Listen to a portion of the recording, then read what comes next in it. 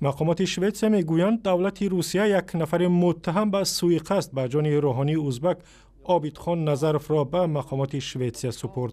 کریستین پترسن، مفتش دادستانی شهر استرامسوند شوئدسیا، روز 26 آگوست به رادیو آزادی گفت این گمانبر شام 25 آگوست تقریبا ساعت 19 به استکهلم آورده شد.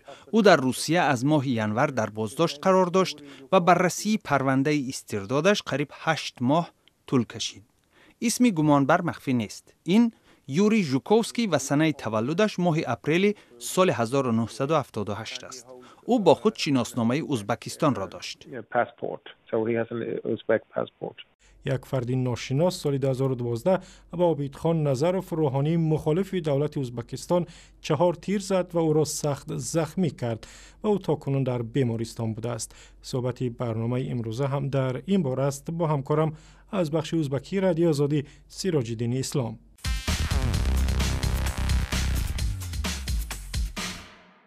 سیراج الدین، این سوءقصد 3 سال پیش رخ داد و مقامات شوئدسیا چگونه پی این جوان را یافته و برای محاکمه به کشور آوردند؟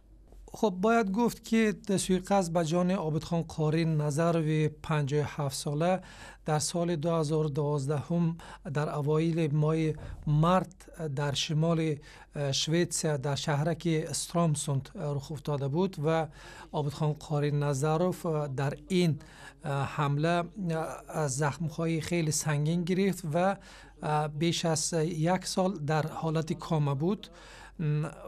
پس از رخ افتادن این حوادث مقامات امنیتی و پلیس شوئدسیا این حوادث پیگیری کردند و در اول 2 نفر زن و شوهر اصلا شهروندان ازبکستان را بازداشت کردند و معین کردند که اینها به یک نفر شهروند ازبکستان که نامش یوری ژوکوفسکی بود در سوءقصد به جان عابدخان قاری نظرف کمک کردند، ولی متاسفانه یوری ژوکوفسکی را دستگیر کردن نتونستند و بعدا معین شد که او به قلمرو روسیه فرار کرده است.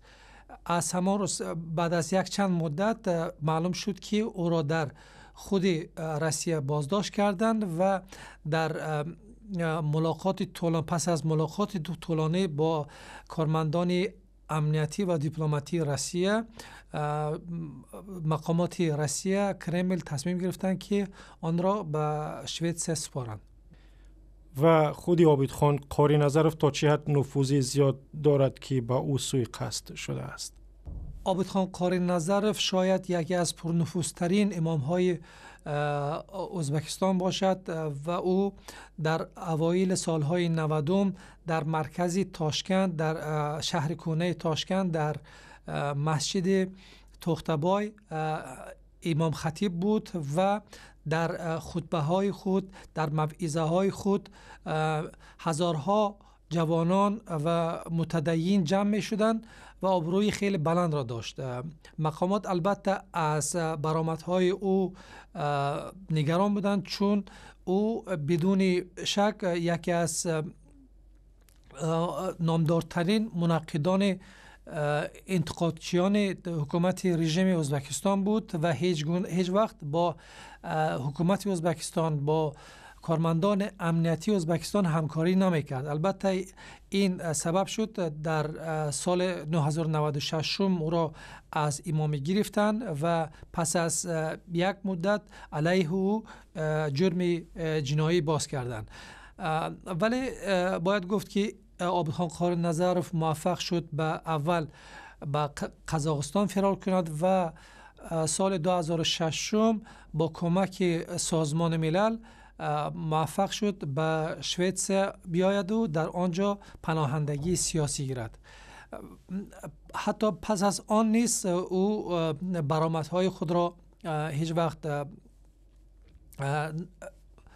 حتی پس از آن عابدخان قاری نظرف فعالیت دینی خودش را معرفی خودش را ادامه داد و حکومت ازبکستان او را یکی از رهبران وهابیه و سلفیه در ازبکستان می شمارد.